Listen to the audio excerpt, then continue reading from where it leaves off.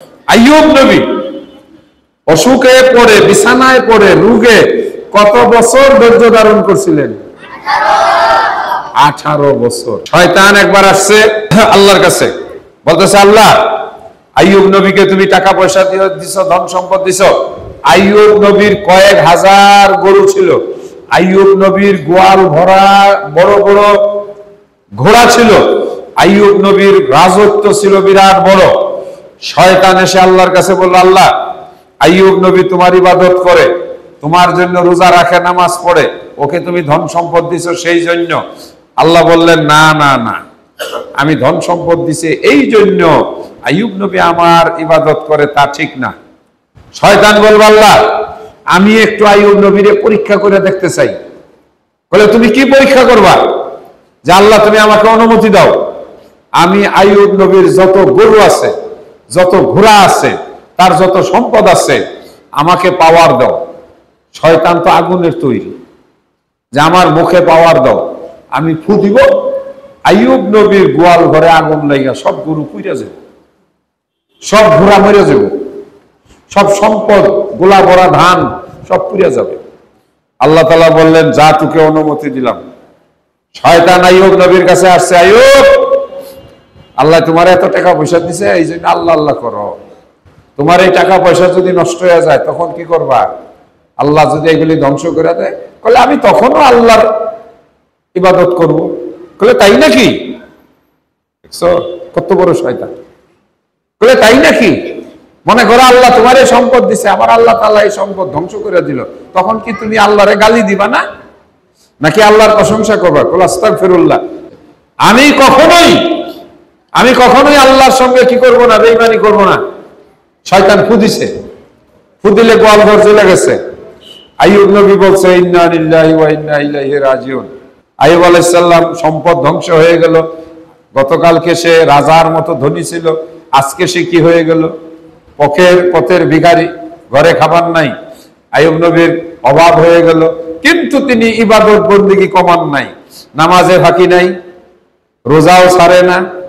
শয়তান দেখে যে আরে সম্পদ নষ্ট হওয়ার পরে আইয়ুব নবী তো ইবাদতের মাত্রা বাড়াই দিছে। আরো শয়তান চাইছিল কি?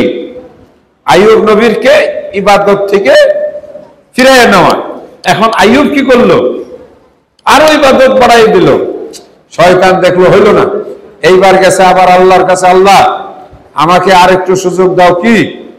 ওর যে ছেলে মেয়েগুলো আছে, বেশ অনেকগুলো ছেলে ছিল, 40-45টা ছেলে ছিল। তো ওই শয়তান এসে বলল, আইয়ুব, তোমার তো সম্পদ শেষ, এখন যদি মনে করো তোমার ছেলে মেয়েগুলো মরে যায়, তুমি কি করবা? বলে, আল্লাহর ধন আল্লাহ দিছে, আল্লাহ নিয়ে যাবে, আমার কি? বলে, তুমি কি তখন আল্লাহর ইবাদত করো? বলে, অবশ্যই অবশ্যই। আমি কি করব? আমার ছেলে মেয়ে সব মরে গেল, আমি আফসোস করব। শয়তান ছেলে মেয়ের উপরে ওই যে আগুনের ফু দিছে, ফু, তাদের নাক দিয়ে আগুনের বাতাস ঢুকার কারণে ছেলেরা সব মাথা ঘুরে ঘুরে পাগলের মতো হইয়া, ওই জলাতঙ্ক রোগে যেরকম হয়, এইরকম ভাবে মাটিতে পড়তেছে, একটা একটা করে মরে গেছে। আইয়ুবের সব সন্তান শেষ। একটু মন খারাপ হয়েছে, কিন্তু পরক্ষণে আবার বলতেছে, আলহামদুলিল্লাহ, আল্লাহ সন্তান দিয়েছিল, সন্তান নিয়ে গেছে, কোনো আপত্তি নাই। এইটা কিন্তু বছরের পর বছর, 18 বছর, তো এক বছরে সম্পদ নষ্ট হয়েছে, 10-12 বছর চলতেছে, ছেলে মেয়েগুলো মারা গেছে, আবার কয়েক বছর চলতেছে। এরপরে শয়তান গিয়া বলছে, আল্লাহ, আমাকে আরেকটা সুযোগ দাও, আমি আইয়ুব নবীকে পরীক্ষা করব। কি? ওর সম্পদ নষ্ট করছি, ওর ছেলে মেয়ে নষ্ট করছি, ও তো ইবাদত ছাড়ে না, ওরে এখন আমি রোগ দিব। কি দিব? রোগ, অসুখ। শরীর যদি অসুখ হয়ে যায় তাহলে কি ইবাদত বন্দেগী করতে পারবে? নড়াচড়াই তো করতে পারবে। এইবার ওই যে ফু দিছিল না, এক ফুতে কি করছে? জায়গা জমি পুড়ে ফেলাইছে, আরেক ফুতে সম্পদ নষ্ট হয়েছে, আরেক ফুতে শরীরে ফু দিছে, একেবারে শরীর ফুইটা বড় বড় ঘা হয়ে গেছে, আর নড়াচড়া করতে পারে না।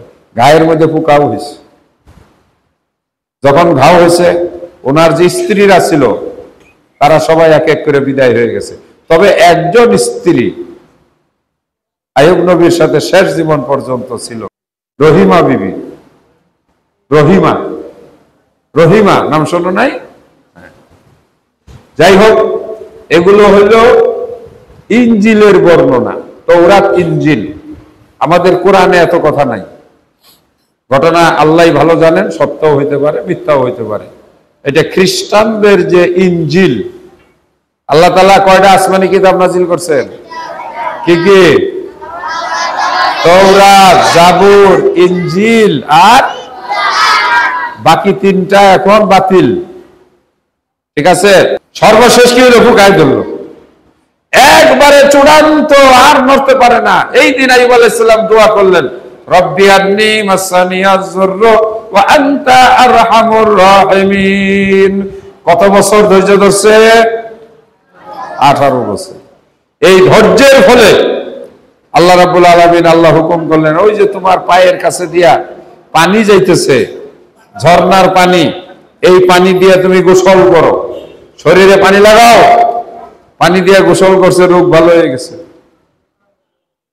বলো আলহামদুলিল্লাহ। আল্লাহ তাআলা তার জমিনে খেতে আবার ফসল দিয়া তাকে বড় লোক বানাই দিছে। তার ছেলে মেয়েগুলোকে আল্লাহ পাক আবার ফেরত দিছে। এগুলো সবই ছিল তার জন্য কি? পরীক্ষা। আল্লাহ কোন বান্দাকে ভালোবাসলে আল্লাহ কি করেন? তাকে পরীক্ষা করেন।